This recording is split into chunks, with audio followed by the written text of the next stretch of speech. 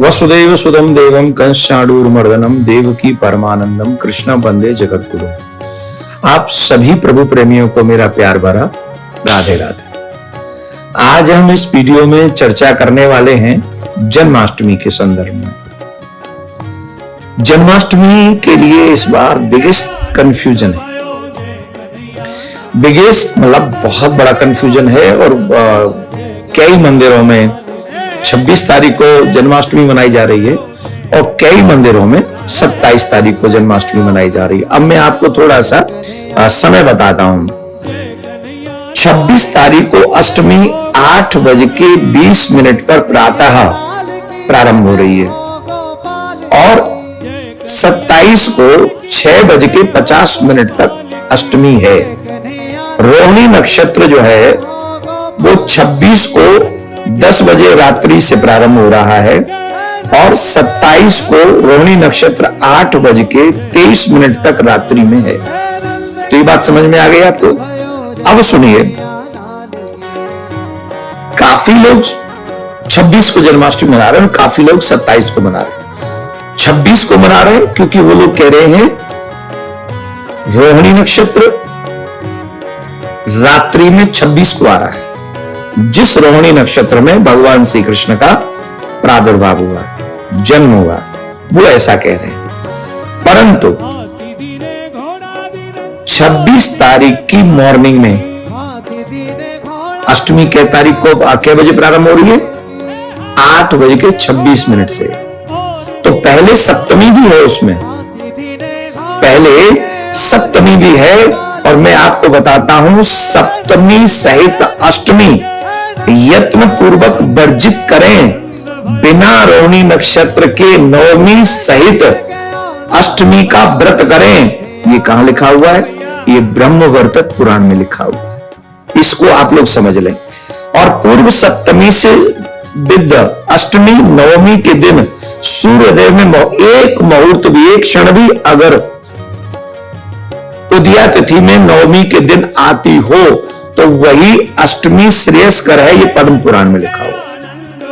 तो हम लोग प्रियाकांजू के मंदिर में 27 तारीख को जन्माष्टमी उत्सव मनाएंगे क्योंकि उदया तिथि 27 तारीख को आ रही है, नवमी सहित अष्टमी होगी और वो उत्सव जो मनाया जा रहा है वो पद्म पुराण और ब्रह्मवर्तत पुराण के प्रमाण भी यहां पर आपको हमने दे दिए हैं। तो इसलिए हम और आप जो दोनों ही उत्सव हैं, जिनको जहां मनाना है वो मनाएं।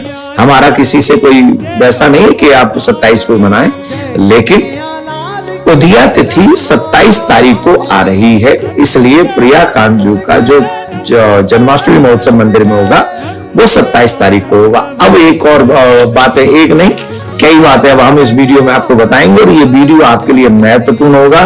आप सबको ये वीडियो ध्यान लगाकर सुनना है और अपने रिश्तेदारों तक पहुंचाना है। पूछिए क्यों? ब्रह्मवर्तत पुराण में यमराज सावित्री से कह रहे हैं कि जन्माष्टमी का जो व्रत करता है उसका बहुत बड़ा फल है। जन्माष्टमी के व्रत का जो मनुष्य भारतवर्ष में मनुष्य बने, मानव शरीर ले और उसे जन्माष्टमी व्रत करने का अगर सौभाग्य मिले तो यत्न पूर्वक उसको वो व्रत करना चाहिए, क्योंकि जब वो व्यक्ति जन्माष्टमी का व्रत करता है तो उसके द्वारा किए हुए 100 जन्मों के पाप मात्र जन्माष्टमी के व्रत करने से समाप्त हो जाते हैं। भविष्य पुराण में भगवान श्री कृष्ण कहते हैं, हे युधिष्ठिर, धर्मराज, जो मनुष्य जीवन में जन्माष्टमी का व्रत करता है, श्रद्धा पूर्वक करता है, मन लगाकर करता है, भगवान में निष्ठा रख के करता है, तो जानते हो क्या होता है? उसे 20 करोड़ एकादशियों का फल प्राप्त हो जाता है। 20 करोड़ एकादशियों का फल।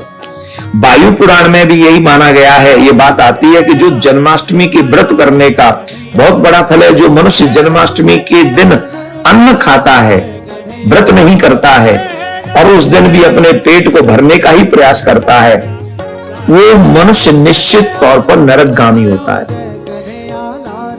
7-8 साल के बाद और जब तक बीमारी न लगे, शरीर में सामर्थ्य हो, कृष्ण जन्माष्टमी के दिन भूल कर भी अन्न ग्रहण न करें, नहीं तो वो नरकगामी होते हैं। जो मनुष्य जन्माष्टमी का व्रत करते हैं वह अपने कुल की 21 पीढ़ियां तार देते हैं। इतना बड़ा फल है इसका, 21 पीढ़ियां तार देते हैं। भविष्य पुराण में ये प्रसंग आता है कि जो जन्माष्टमी का व्रत करने वाला है उस मनुष्य की कभी अकाल मृत्यु नहीं होती।